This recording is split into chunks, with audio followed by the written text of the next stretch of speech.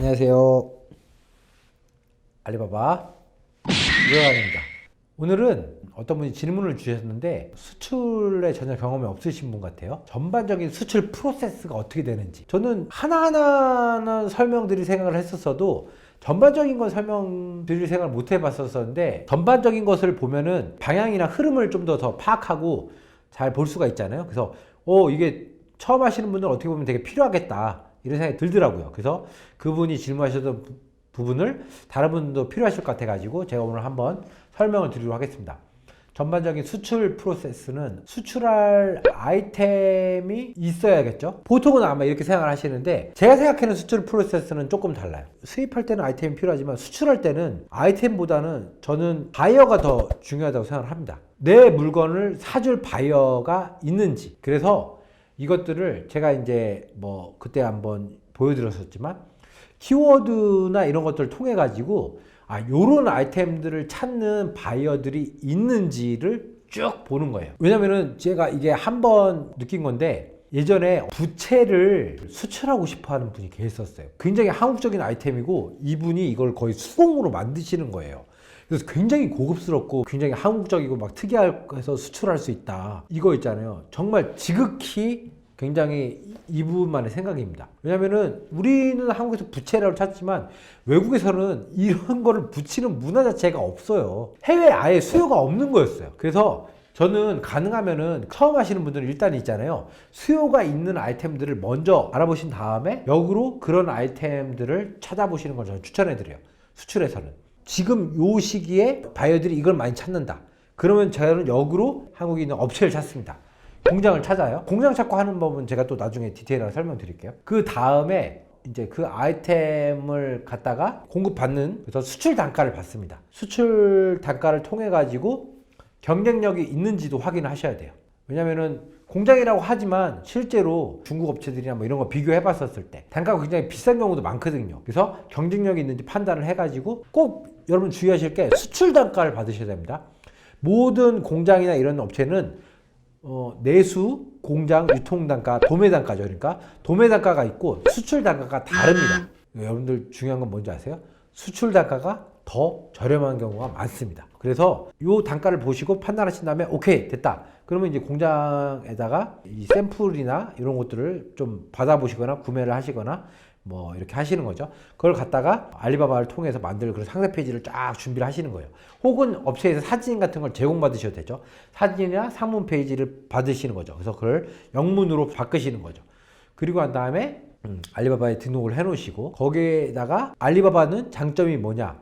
바로 그런 것들을 찾는 바이어들. 그러니까 제가 아이템을 했었던 바이어들 타겟팅 해가지고 제안서를 보낼 수가 있습니다. 그게 알리바바의 굉장히 큰 장점 중에 하나거든요. 그래서 그 제안서를 쫙 보내잖아요. 그러면은 확률이 높습니다. 왜냐하면 그 바이어들이 이미 그 제품을 찾고 있는 바이어들이니까. 그래서 막 구글링 해가지고 막 업체들한테만 보내는 것보다 훨씬 타겟팅이 됩니다. 그래서 그렇게 제안서를 보내가지고 바이어들이 관심 있게 한다. 그러면은 바이어들이 마찬가지로 샘플 요청을 하겠죠. 그러면 샘플 돈을 받으시면 돼요. 받고 나서 그 공장에서 구매를 해가지고 샘플을 보내주시는 거죠. 샘플비에다 운송비까지 해가지고 보내주시면 되고 그 다음에 이제 바이어가 샘플이 마음에 들었다. 그랬었을 때는 이제 주문을 넣겠죠. 주문을 넣었을 때는 보통 일반적으로 이제 계약서를 작성합니다. 그래서 프로포마 인보이스라든지 아니면 퍼체이스 오다 이렇게 해가지고 주문서 그런 양식들이 있어요. 그래서 그런 것들을 체결을 받게 됩니다. 그렇게 하면은 여러분들도 거기에 맞게끔 또 계약서를 해가지고 보내주는 거죠. 그래서 그렇게 해서 계약서를 왔다 갔다 하면서 계약을 맺고 그런 부분들은 제가 실제로 진행하는 것들을 하면서 사례랑 해가지고 소개를 해드릴게요. 그래서 이제 중요한 게 뭐냐? 결제 부분입니다. 제가 이거 수입하는 거 프로세스 말씀드렸을 때 아마 말씀 들으신 분들은 아실 거예요. 수입할 때는 있잖아요. 중국 공장이나 업체들 찾았을 때 선금만 조금 걸라고 하거든요. 10% 또는 20%, 30% 이렇게 선금만 조금. 근데 수출할 때는 있잖아요. 바이어들은 선금만 조금 걸려고 그래요. 10%, 30%, 많아봤자 50%. 그래서 100%를 선금을 다 받는 게 중요합니다. 왜냐하면 무역은 리스크가 있거든요. 이 100% 선금을 다 받는 방법은 제가 준비를 해가지고 한번 사례를 통해서 말씀드릴 건데, 일단은 어쨌든 간에 돈을 받아야 됩니다. 그리고 물론 이거는 처음 초반 얘기예요. 만약에 금액이 진짜 크다, 몇 천만 불 이상씩 거래가 된다, 몇 천만 원, 몇 억 막 이렇게 거래되면은 바이어들도 100% 성금은 다 못합니다. 금액이 크니까.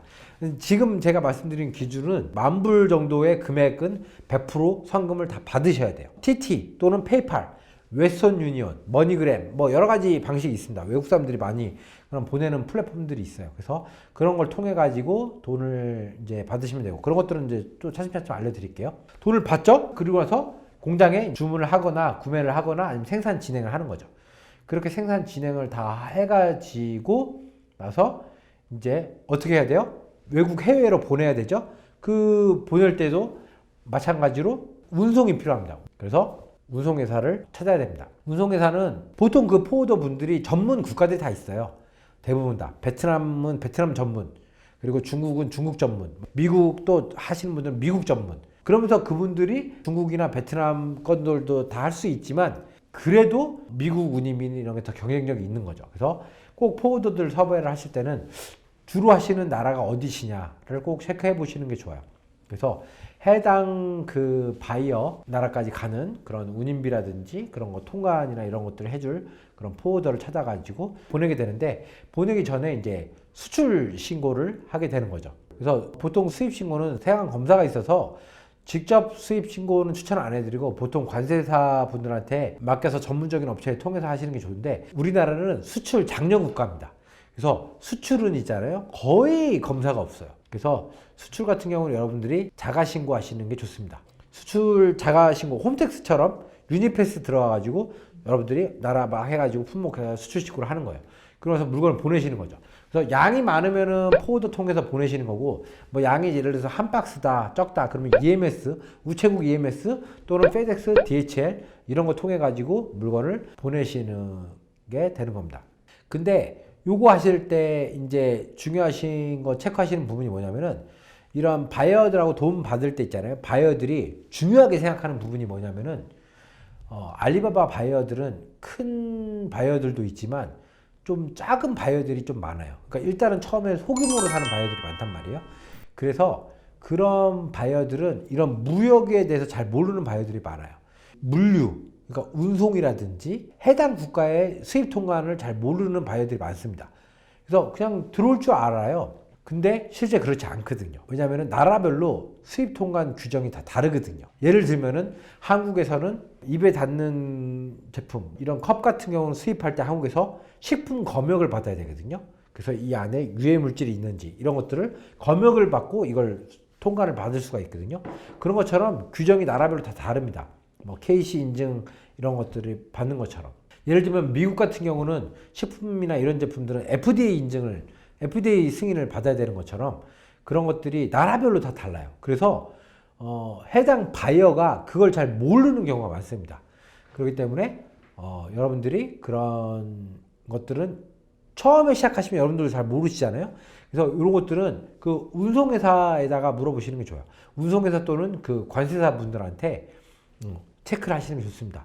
아, 제가 어느 나라에 수출을 하려고 하고 이 바이어가 이런 걸 문의를 했는데 그 바이어 국가에서 수입 통관하는 거랑 운송비에 대한 견적. 한 박스, 두 박스 같은 경우는 EMS나 뭐 이런 것들이 싸긴 한데 양이 조금만 많아져도 물류회사 통해 가지고 보내는 게 더 저렴한 경우가 많거든요. 그런 것들 체크를 해주셔야 됩니다. 왜냐하면요, 처음 하는 바이어들 있잖아요. 배보다 배꼽이 크면은 절대 구매를 안 하거든요. 예를 들어서 화장품은 근데 조그마한데 무게가 좀 있잖아요. 물건값은 예를 들어서 $500 정도 돼요. 그런 제품을 막 되게 먼 나라, 영국이라든지 뭐 네덜란드, 막 노르웨이 막 이런 데로 보내잖아요. 그러면은 운송비만 15만 원, 20만 원 막 이렇게 나옵니다. 페덱스나 DHL, EMS로만 보냈을 때. 그럼 보세요. 물건값은 500불이죠. 근데 이 운송비가 200불 정도 들어가죠. 거기다가 해당 국가에서 수량이 많다 보니까 그쪽 국가에서도 관세를 만약에 내야 되는 거를 이걸 잘 모르는 바이어들이 많아요. 그러니까 그런 바이어들이 어떻게 되냐면은 아마존 같은 데에서 한국 화장품을 한두 개씩 이렇게 사본 거예요. 그럼 한두 개씩 들어올 때는 솔직히 이게 수량이 적으니까 관부가세 이런 걸 안 내거든요. 그러니까 사봤는데 이런 것들이 반응이 좋아. 그럼 내가 이 한국 화장품을 좀 많이 들어와 가지고 팔아봐야 되겠다. 이런 바이어들이 있거든요. 그랬었을 때 이 바이어들이 모르는 거죠. 그러니까 아마존이나 이런 데서 구매했던 것처럼 그냥 들어올 줄 아는 거예요. 그랬는데 물건값은 500불인데 운송비 200불 거기다가 세금 막 2, 300불 나와요. 그러면 이거 배보다 배꼽이 더 크는 경우죠. 이런 바이어도 어떻게 하는지 아세요? 갑자기 포기해버립니다. 그 세간에 물건 안 받겠다. 그래버려요. 그리고 와서 어떻게 하는지 아세요? 야, 내 돈 500불 돌려줘 그래요. 그래서 만약에 페이팔로 결제를 했잖아요. 그러면 페이팔에다가 클레임을 걸어요. 그러면 페이팔은 어떻게 돼요? 물건이 도착을 안 한 거잖아요. 세간에 걸려있는 상태잖아요. 그러고 하고 하잖아요. 그러면은 바이오 그 에스크로 정책에 의해서 바이오 손을 해가지고 페이팔에서 임의적으로 돈을 돌려줘 버리는 경우가 많습니다. 그럼 어떻게 돼요? 여러분들은 물건은 그쪽에 있고 500불은 여러분들 통장에서 빠져나가게 되고 연결된 카드에서 나가게 되고 그리고 해당 국가 세관에 있었던 거는 뭘로 보냈던 간에 반송되게 되잖아요. 이 반송비를 또 여러분들이 다 내야 돼요. 그래서 그런 부분들을 무역 프로세스를 할 때는 그 부분을 잘 체크를 하고 이 부분들을 잘 모르는 바이어들이 많기 때문에 알려주잖아요. 그런 것들이 바이어들로부터 신뢰를 받는 경쟁력이 됩니다. 여러 가지가 있어요. 그래서 한국에서도 경쟁력 있는 공급 업체를 컨택해가지고 하는 것들 그리고 그 단가가 수출 단가를 받는 거 오늘 말씀드릴 건 뭐냐 첫 번째는 바이어들이 많이 찾는 아이템을 먼저 알아보는 거 그리고 와서 그 아이템을 한국 공급업체 또는 저는 중국 업체 중국 공장을 찾기도 합니다. 그래서 중국에서 바로 보내기도 하거든요. 어쨌든 간에 공장들을 찾아요. 공급업체를 찾고 수출 단가를 받는 거죠. 그래서 이 수출 단가가 메리트가 있는지를 체크를 하고 난 다음에 오케이 됐다. 그러면은 그때 제품이라든지 샘플이라든지 아니면 제품 사진 그런 제품에 대한 정보를 받는 거죠. 그걸 갖다가 알리바바에 등록을 합니다. 등록을 해놓고 난 다음에 그 바이어들한테 컨택을 하는 거죠. 혹은 상위 노출을 시켜가지고 바이어들한테 문의가 들어오게끔 만드는 거죠. 문의가 들어오면은 이제 바이어들한테 단가라든지 이런 것들을 커뮤니케이션을 주고 받는 거죠. 그러면서 바이어들한테 샘플을 한번 사봐라 하는 거죠. 가격을 줄 때 중요한 부분이 뭐냐. 먼저 해당 국가까지의 운임비를 여러 가지로 다 파악을 하셔야 됩니다. 그리고 해당 국가에 이 제품이 그쪽에 수입을 할 때 문제가 없는지 인증이라든지 필요한 서류들이 없는지 이런 것들을 먼저 체크를 해 보셔야 됩니다. 그래서 그런 것들이 준비가 됐다. 그럼 바이어들한테 이런 것들이 필요하다 라고 얘기를 먼저 해 주시는 거죠. 그럼 바이어가 그때 아는 거죠. 아, 이게 그런 게 필요하구나. 고맙다. 그런 서류들이 준비가 되느냐. 준비를 해주겠다. 이렇게 하면은 주문이 오고 성금 어떻게 알았죠? 무조건 성금 100%를 다 받습니다. 받고 난 다음에 공장에 생산을 들어가는 거죠. 한국 공장이든 중국 공장이든 생산을 하고 난 다음에 물건을 갖다가 수출 신고를 통해 가지고 한국에 있는 운송회사 창고까지 이제 보내고 난 다음에 운송회사를 통해서 해당 국가에 나가게 되는 거죠. 그렇게 되고 난 다음에 샘플 같은 경우는 뭐 페덱스나 DHL로 나갈 수도 있습니다. 그렇게 하고 바이어가 받게 되는 거죠. 여기까지가 1년의 과정입니다. 그리고 바이어가 받고 난 다음에 제품을 확인하고 만족한다. 여기까지가 수출 프로세스예요. 여기서 만족을 못 하잖아요? 그럼 어떻게 하는지 아세요? 바이어들이 클레임을 겁니다. 야, 물건이 파손됐어. 아니면 내가 이거 원하는 물건이 아니야. 내 돈 돌려줘. 그러면 또 골치 아파지거든요. 이런 프로세스로 진행되는 건데 중간중간에 중요한 포인트들을 제가 말씀드렸어요. 그래서 그런 것들을 체크하는 부분들 세부적으로 따로따로 이제 해가지고 말씀을 드리도록 하겠습니다. 오늘 전반적인 프로세스를 말씀드리긴 했지만 추가적으로 궁금하신 부분들은 댓글로 남겨주시면은 답변을 드리든지 아니면은 어떤 질문 같은 경우는 짧게 말씀드리기 좀 어려운 질문 같은 경우도 있거든요. 그럴 때는 또 따로 영상을 준비해가지고 설명을 드리도록 하겠습니다. 오늘 전반적인 수출 프로세스 말씀드렸습니다. 도움이 됐으면 좋겠습니다. 감사합니다.